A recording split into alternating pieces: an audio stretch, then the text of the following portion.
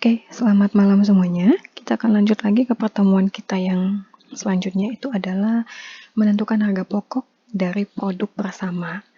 Kalau sebelumnya kita sudah menentukan harga pokok dari setiap produk utama, sekarang kita akan menentukan bagaimana ketika kondisinya industri manufaktur yang memang memiliki sebuah raw material yang ketika dilakukan proses produksi, maka akan dihasilkan selain output utama, ada produk lain yang mungkin nilainya tidak sebanding dengan produk utama tetapi masih memiliki nilai jual.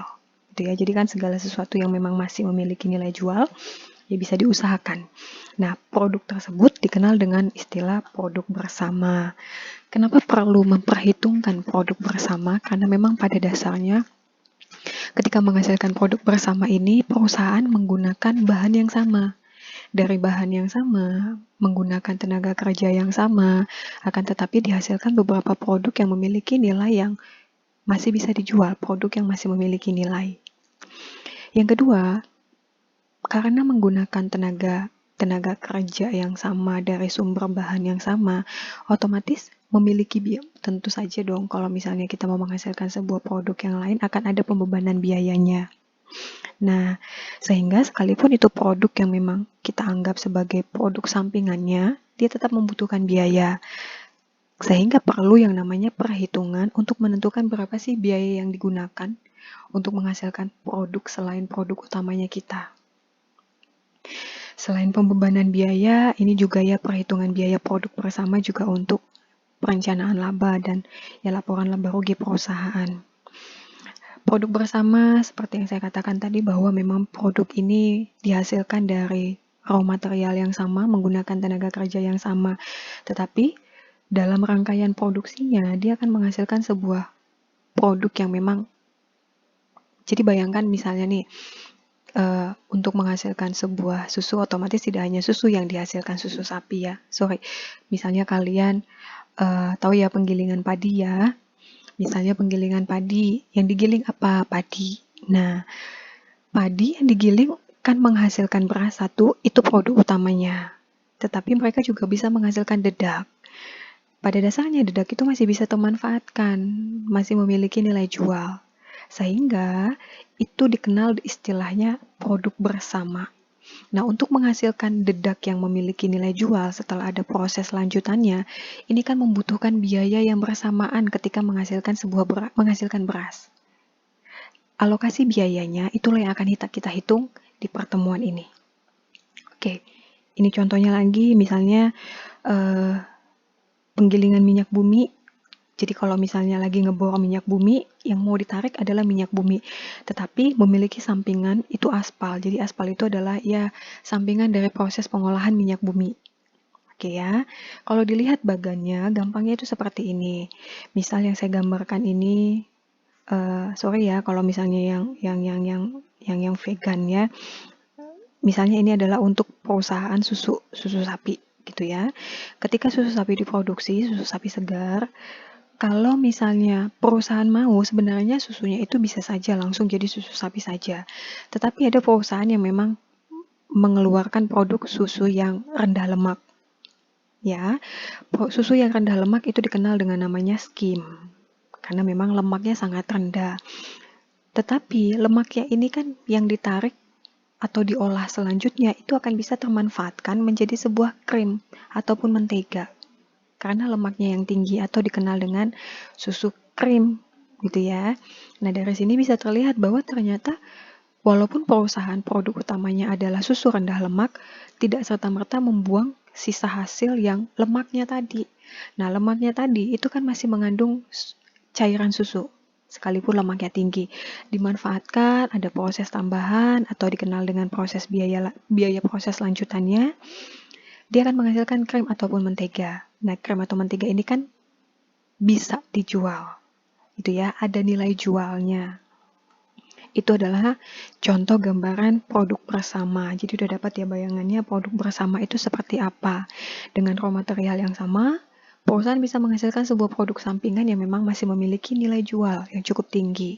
Ya, kalau misalnya dibilang grade-nya berbeda. grade teh A, grade teh B paling gampang itu. Teh A untuk luar ke distribusi ke luar negeri ya daunnya yang paling baik. Sementara ketika pemutik teh ini mencabut daun teh, itu kan tidak hanya daun yang bagus saja, tetapi ada satu daun yang masih bisa termanfaatkan. Bisa jadi ini teh grade B gitu ya. Grade B distribusinya untuk lokal.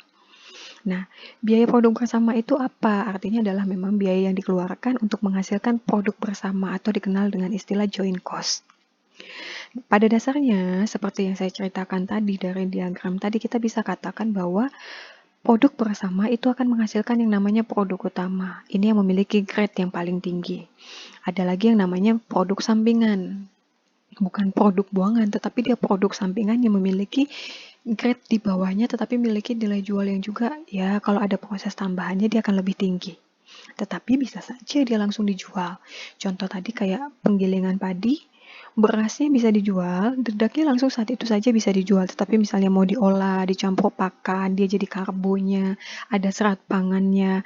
Kalau seandainya dedak ini dicampurkan dengan pakan yang lain, dia akan memiliki nilai yang lebih tinggi.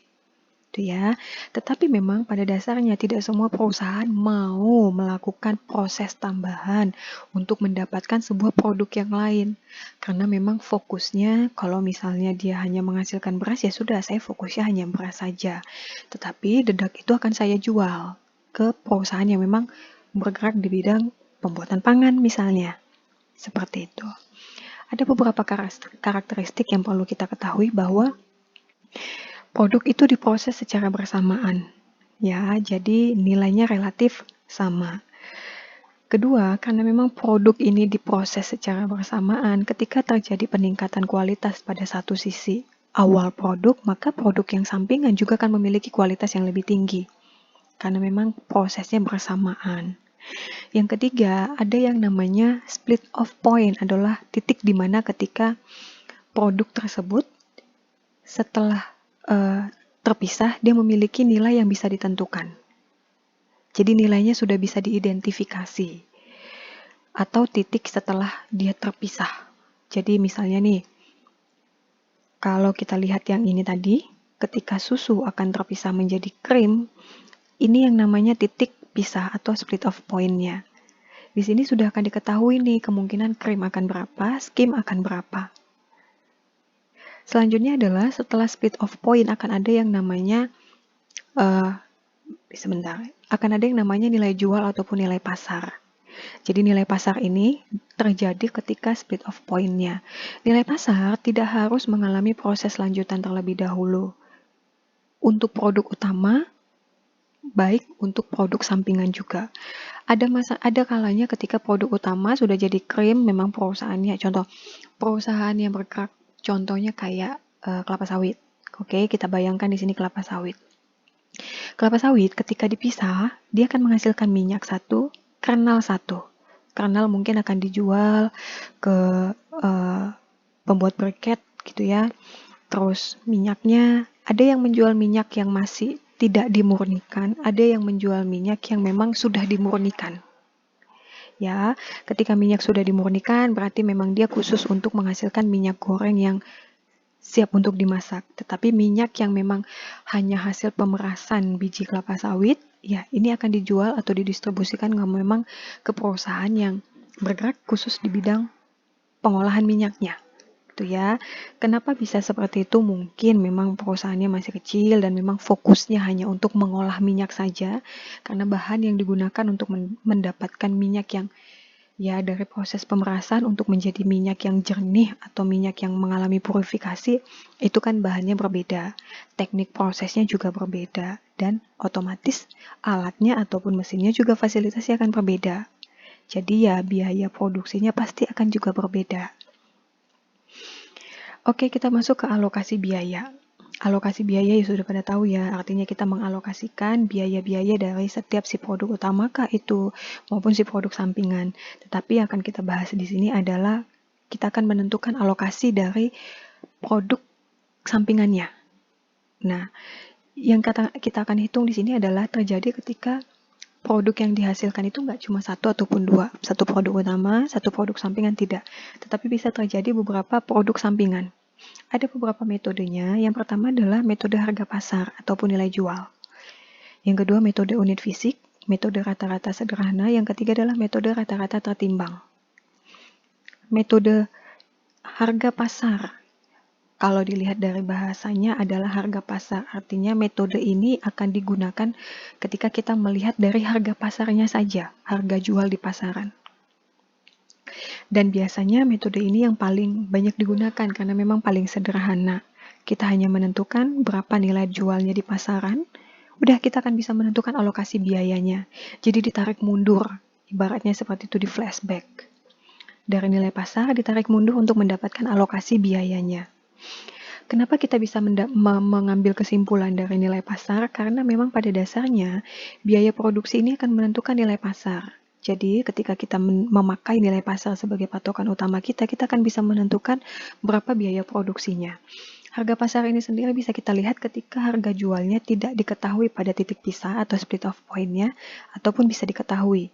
Contoh kayak misalnya dedak untuk biaya menghasilkan dedak ini kan agak sulit diperhitungkan karena nilainya yang sangat rendah. Biasanya harga jual yang tidak diketahui pada saat titik pisah ini terjadi untuk produk-produk yang nilainya sangat rendah, nilai jualnya sangat rendah, contoh kayak dedak tadi itu. Tetapi untuk produk yang memiliki nilai jual yang cenderung tinggi, biasanya harga jual pada saat titik pisah ini sudah akan bisa diketahui. Kalau dilihat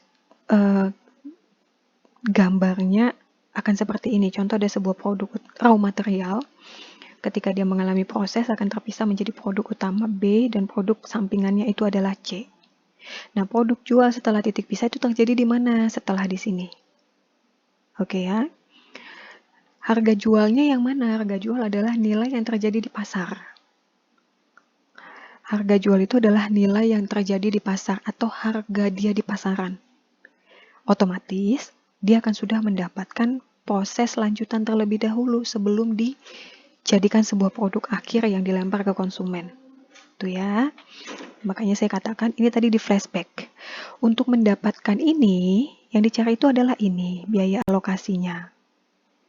Untuk mendapatkan ini, kita bisa memanfaatkan ketika produk itu diketahui nilai pasarnya. Jadi nilai pasar kita kurangkan saja dengan biaya proses lanjutannya. Maka kita akan tahu biaya produksi dari si produk utama dan produk sampingannya. Kita masuk ke contohnya.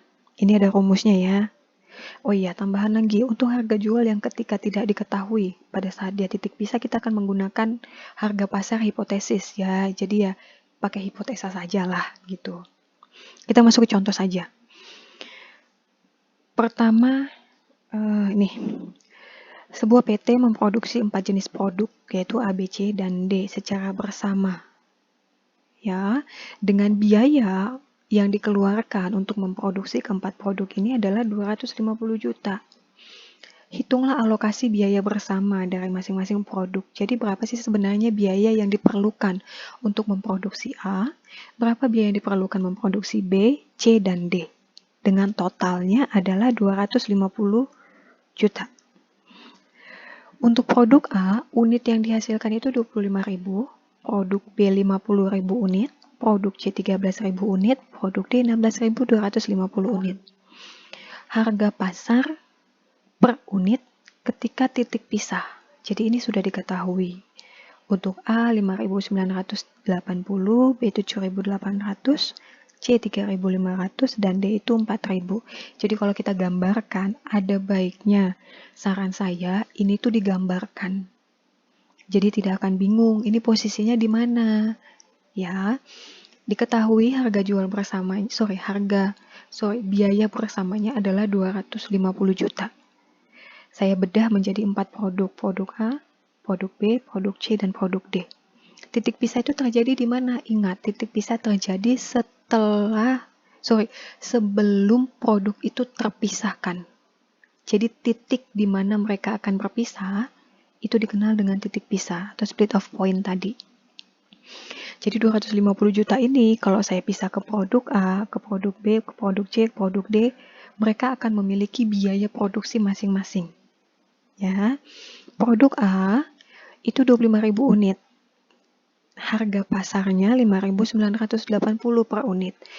Maka biaya untuk memproduksi produk A tinggal saya kalikan 25.000 kali biaya produksi per unit, harga jual per unitnya, yaitu 5.980. Maka harga jualnya di pasaran totalnya adalah 149.500.000. Begitu juga produk B. Produk B yang terjual 50.000, harga jual per unitnya 7.800. Berarti total harga jual keseluruhan produk B ini itu adalah 390 juta. Produk C 13.000 saya kalikan dengan 3.500 atau harga jualnya adalah 45.500. Produk D 65 juta. Jadi kalau saya hitungkan harga jual nilai yang saya dapatkan dari pasar ketika saya menjual keempat produk ini itu adalah 650 juta. Oke, lalu saya akan flashback untuk mendapatkan biaya di antaranya ini. Ya, biaya yang di sini. Oke. Nilai jualnya tadi saya katakan bahwa untuk produk A 149 juta, produk B 390, produk C 45.500, produk D-nya 65 juta atau total dari harga jual 650 juta. Berapa alokasi biaya bersamanya? Sesuai dengan formulanya tadi, ini titik jualnya diketahui setelah titik pisah. Harga jualnya diketahui setelah titik pisah. Harga jual yang diketahui yang mana? Yang ini. Harga pasar per unitnya. Rumusnya seperti apa? Maka biaya alokasinya adalah nilai jual dari masing-masing produk dibagi nilai jual keseluruhan produk, kita kalikan dengan biaya bersamanya. Oke, nilai jual masing-masing produk. Oke, untuk produk A tadi nilai jualnya adalah 149.500. Nilai jual keseluruhannya adalah 650 juta. Maka 149.500 saya bagikan dengan 650. Saya kalikan dengan biaya bersamanya 250 juta. Jadi, untuk menghasilkan produk A, biaya produksinya itu adalah 57.500. Produk B dari nilai jualnya adalah 390 juta, saya bagikan dengan 650 juta kali biaya yang bersamanya 250 juta, maka biaya produksi untuk produk B itu 150 juta. Produk C 17.500.000, produk D 25 juta. Sehingga untuk pembuktiannya saya kalau misalnya membuktikan keempat biaya produksi ini harusnya sama dengan biaya bersama yang saya keluarkan untuk memproduksi keempatnya, yaitu 250. Jadi ketika saya menjumlahkan 57.500 dengan 150 juta dengan 17.500 plus 25 juta itu haruslah 250 juta. Ya, jadi alokasi biaya bersama untuk memproduksi A, B, C, D totalnya haruslah 250 juta. Ya, itu adalah ketika harga pasarnya diketahui. Bagaimana ketika harga pasarnya tidak diketahui, jadi harga jual di pasaran itu kita nggak tahu berapa, saking murahnya ya. Contoh kayak dedak tadi, kita nggak tahu nih harga jual di pasarannya berapa, saking murahnya. Ya bisa dibuang lah gitu loh, nggak. Sebagian menganggap itu tidak memiliki nilai jual, tetapi untuk orang-orang yang misalnya ingin membuat memang khusus hanya untuk menghasilkan pakan gitu ya. Dedak itu kan menjadi salah satu sumber karbohidratnya, mengandung serat juga untuk hewan. Jadi mereka akan menganggap itu memiliki sebuah nilai, tetapi untuk memang yang menghasilkan beras saja dia akan menganggap dedak ini kan sampah. Sehingga ya kita nggak tahu berapa harga jualnya. Contoh yang kedua adalah ini terjadi ketika memang harga jualnya itu tidak diketahui, sehingga kita perlu memakai harga jual yang hipotesis. Kita mengandaikan saja. Oke. Contohnya adalah PT Mawar Indah memproduksi 3 produk, yaitu X, Y, dan Z. Biaya bersamanya untuk menghasilkan ketiga produk itu adalah 40 juta. Jadi, untuk mendapatkan alokasi biaya prosesnya ketika produk X, Y, dan Z saya hitung, saya total, itu nilainya haruslah 40 juta. Yang ditanya adalah hitunglah alokasi biaya bersama serta biaya produksi masing-masing produk. Ketika nilai jualnya atau nilai di pasar itu tidak diketahui, maka ini prosesnya akan kita tarik mundur dari harga hipotesisnya. Contoh, diagramnya tadi bentuknya misalnya saya bikin ini ya, landscape ya. Biaya bersamanya kan 40 juta.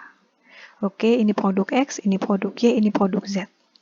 Produk X, unitnya itu adalah 5.000.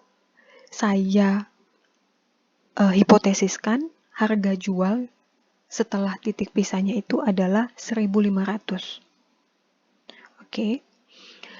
Ada biaya proses tambahan, biasanya ketika harga pasarnya tidak diketahui, akan diberikan informasi berapa biaya untuk melakukan proses tambahan. Jadi, hitung mundurnya adalah saya kurangin nih dengan biaya prosesnya. Ketika untuk menghasilkan produk X, dari raw material untuk menghasilkan sebuah produk X, ini akan ada proses tambahan atau dikenal dengan proses lanjutan. Ya.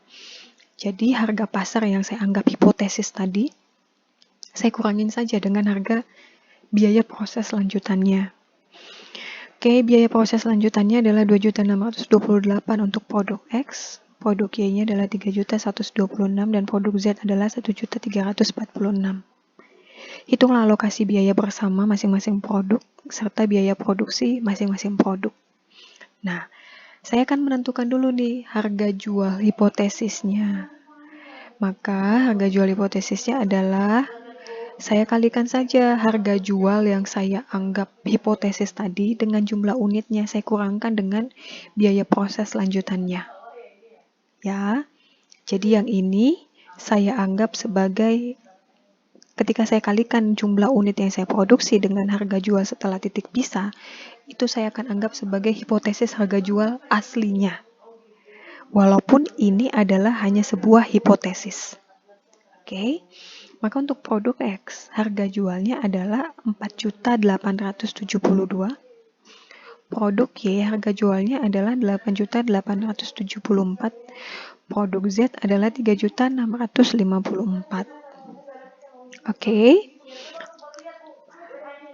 Maka harga penjualan masing-masing dari setiap produk tadi adalah 5.000 unit saya kalikan dengan 1.500, saya kurangkan dengan 2.628, itu adalah 4.872. Oke, hipotesisnya tadi. Bagaimana alokasinya? Alokasinya adalah harga jual hipotesis saya bagikan dengan total harga jual keseluruhannya. Ya, ingat, ketika harga jualnya tidak diketahui, saya memerlukan harga jual hipotesis. Ya, saya harus memerlukan harga jual hipotesis. Harga jual hipotesis dibagi dengan total harga jual secara keseluruhan, hipotesis juga, dikali dengan biaya produk bersamanya. Maka untuk produk X 4.872 dibagi dengan 17.400 kali biaya bersamanya adalah 40 juta. Oke, ternyata joint cost dari si produk X itu adalah 11.200. Produk Y 20.400. Produk Z 8.400. Sehingga total biayanya adalah 40 juta. Oke. Nah, bagaimana biaya produksi masing-masing produk? Nah, karena tadi kita adalah harga jual hipotesis atau yang kalau kita lihat gambarnya itu adalah yang di sini, ini kan tidak diketahui, sehingga kita memerlukan sebuah harga jual hipotesis.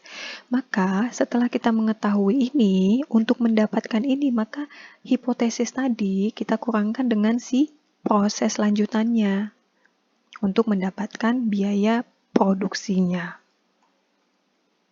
Itu ya.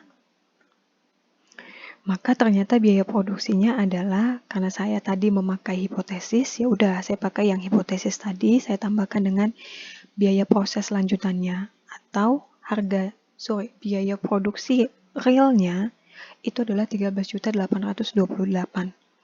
Untuk Y, biaya produksi realnya 23.526 dan produk Z adalah cuma 9.746. Oke, yang ketiga kita akan masuk metode unit fisik. Nah, metode unit fisik itu berbeda lagi dengan metode harga pasar. Kalau tadi kita menggunakan nilai jual, sekarang kita menggunakan unitnya.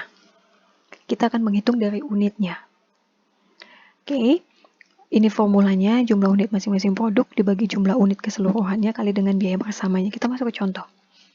PT Rindo menantikan memproduksi 3 produk secara bersama, yaitu A, B, dan C. Biaya bersamanya adalah 150 juta. Ini informasinya. Unit fisik artinya kita akan melihat dari sisi jumlah unit yang mereka produksi. Untuk produk A, unitnya adalah 30.000, produk B 48.000, dan produk C adalah 42.000. Harga jual setelah proses lanjutan, oke, maka harga pasarnya per unit itu 3.000, produk B 2.500, produk C-nya 5.000.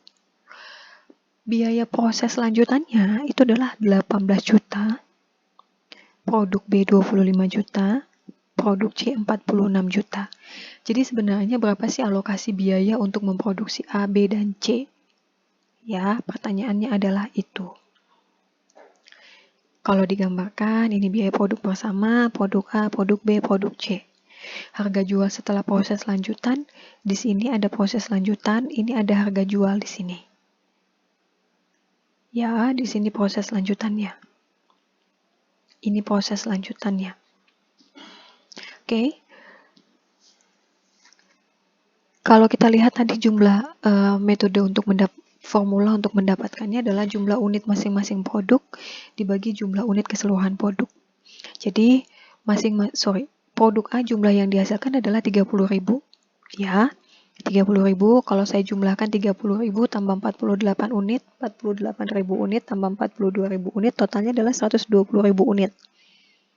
Jadi, metode unit fisik kita membandingkan jumlah unitnya.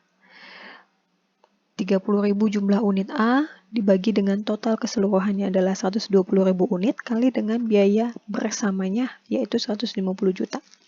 Sehingga alokasi biaya bersamanya untuk produk A itu adalah 37.500.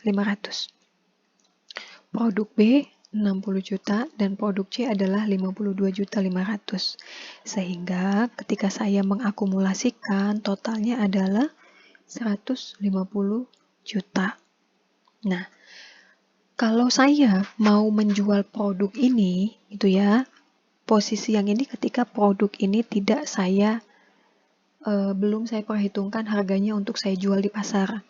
Karena saya masih menginginkan ada sebuah proses tambahan, sehingga produk ini ketika dijual ke pasar nilainya lebih tinggi. Nah, itu adalah yang B. Jadi ada proses tambahan atau biaya proses lanjutan sebelum saya lempar ke pasar. Maka biaya produksinya setelah saya menjumlahkan dengan proses pasar itu adalah 37.500 atau biaya produksi produk itu tanpa ada tambahan proses ditambahkan dengan biaya tambahan proses lanjutannya yaitu 18 juta. Ya kan? Maka biaya produksi produk bersama untuk dijual ke pasar, biaya produksinya itu adalah 55.500. Produk B 85 juta, produk C 98.500. Nggak susah ya. Jadi sebenarnya memang ini gampang, cuman memang hanya butuh logika saja penempatannya dia ada di posisi mana. Makanya saya katakan bahwa kalau sedang mengerjakan biaya bersama, produk bersama, itu akan lebih baik kalian menggambarkan diagramnya. Posisinya di mana, apa yang diketahui dan apa yang masih dipertanyakan. Yang terakhir adalah metode rata-rata per unit. Ini juga masih kita memperhitungkan unitnya. Kita masih membahas mengenai unitnya.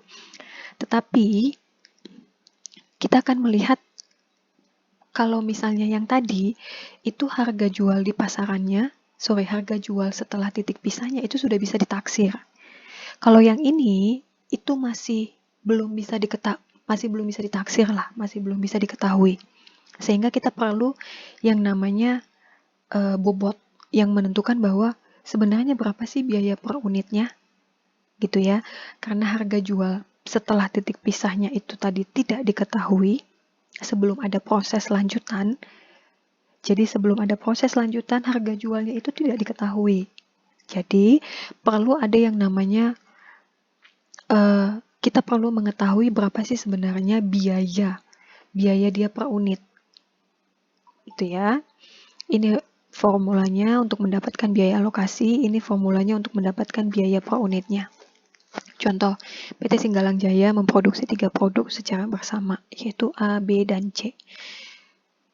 Biaya bersamanya adalah 120 juta. Unit produksi A 15.000 unit, produk B 35.000 unit, produk C-nya adalah 10.000 unit. Harga jual setelah proses lanjutannya itu adalah 3.500 per unit, produk B-nya 4.000, produk C-nya 2.500. Biaya proses lanjutannya 12 juta, produk B 16 juta, produk C 7 juta. Oke. Berapa sih sebenarnya harga jual dia di pasaran? Gitu ya. Berapa sih sebenarnya harga jual dia di pasaran? Pertama saya harus menentukan alokasi biaya per unitnya. Oke, sebenarnya untuk mendapatkan total biaya produksi dari si produk A ini, produk A, produk B, produk C, kita bisa menentukan dengan dapat biaya per unitnya. Biaya per unit tadi adalah jumlah biaya bersama dibagi dengan jumlah unit keseluruhan produk. Maka biaya per unit itu ternyata cuma 2.000 saja. Ya, biaya bersamanya 120 juta, total unitnya 60.000. Jadi, per unit itu biayanya hanyalah 2.000 saja. Hanya 2.000 ya. Alokasi joinnya adalah dari 2.000 saya kalikan dengan jumlah unitnya. Untuk produk A itu adalah 30 juta, produk B 35.000 unit menjadi 70 juta, dan produk C ada 10.000 unit menjadi 20 juta. Sehingga kalau saya jumlahkan ternyata biaya bersamanya itu adalah 120 juta. Ketika produk ini mau dijual ke pasaran dan memerlukan proses tambahan atau proses lanjutan, harga jualnya akan menjadi, harga biaya produksinya akan menjadi berbeda. Karena ada proses lanjutannya. Produk A, maka alokasinya itu saya jumlahkan dengan proses tambahannya. Menjadi 42 juta. Produk B, biaya produksinya saya tambahkan dengan biaya proses lanjutannya, 16 juta menjadi 86 juta. Dan produk C menjadi 27 juta. Itu ya. Dan yang keempat adalah metode rata-rata tertimbang. Nah, kalau metode rata-rata tertimbang ini, perusahaan menganggap bahwa untuk menghasilkan produk A, B, dan C, ini dibutuhkan kompetensi yang berbeda. Jadi orangnya itu sebenarnya berbeda. Mereka menganggap bahwa untuk menghasilkan produk A, menghasilkan produk B, menghasilkan produk C, itu sebenarnya orangnya itu berbeda. Gitu ya. Jadi saya butuh karena orang-orang yang digunakan berbeda, jam kerjanya juga berbeda, maka saya butuh yang real gitu, yang bisa mewakili dari kondisi yang terjadi gitu ya. Kalau yang tadi itu menganggap semuanya sama, tenaga kerja yang digunakannya sama, jam kerjanya sama. Tetapi kalau metode rata-rata tertimbang ini lebih realnya lah. Jadi memang sebenarnya juga untuk menghasilkan orang yang dikerahkan, orang yang bertugas untuk menghasilkan minyak bumi, dan orang yang bertugas untuk mengolah kembali si aspal ini, itu orangnya berbeda. Maka digunakan metode rata-rata tertimbang. Oleh sebab itu, butuh yang namanya bobot ataupun angka penimbang. Gitu ya. Dibutuhkan angka penimbang yang membedakan kapasitas dari proses A, proses B, dan proses C. Bagaimana menentukan pembebanannya? Jumlah penimbang rata-rata setiap produk dibagi jumlah penimbang rata-rata seluruh produk dikali biaya bersama. Kita masuk ke contoh. Masih PT yang sama, banyak sekali produknya. PT yang sama menghasilkan produk A, B, dan C. Biaya bersamanya itu adalah 16.800.000. Produk A 3.200 jumlah unitnya, produk B 6.400 dan produk C 1.600. Harga jual per unitnya 3.200, produk B 4.000, produk C 2.400. Jadi yang membedakannya itu adalah pemberian bobot ataupun penimbangnya. Beban penimbangnya. Jadi akan menganggap bahwa semakin tinggi bobotnya, bisa saja ini akan membuat bahwa ternyata untuk menghasilkan produk C itu lebih berat dibandingkan produk B, sehingga biayanya harusnya lebih besar. Oke.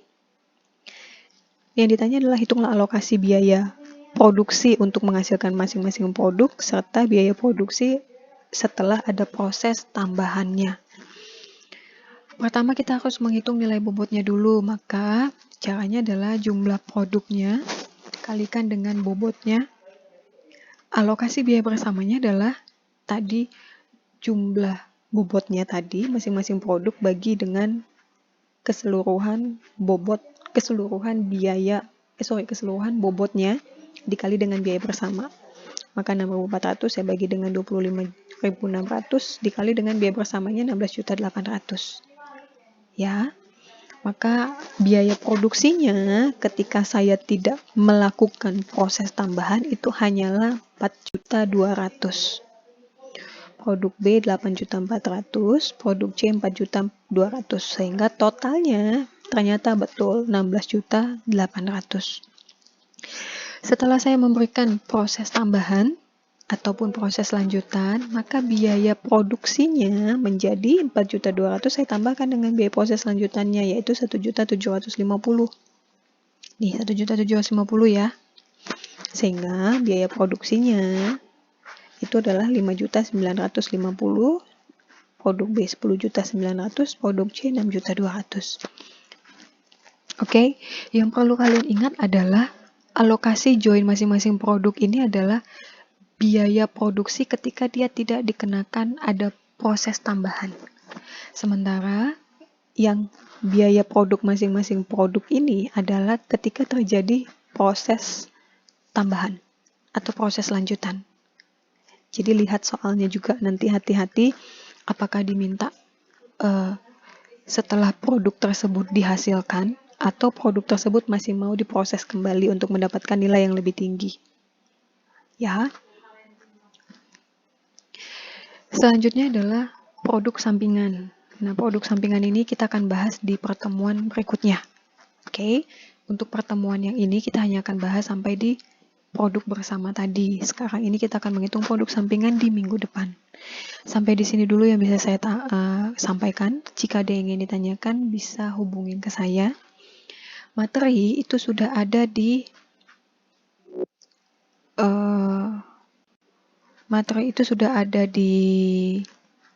e-learning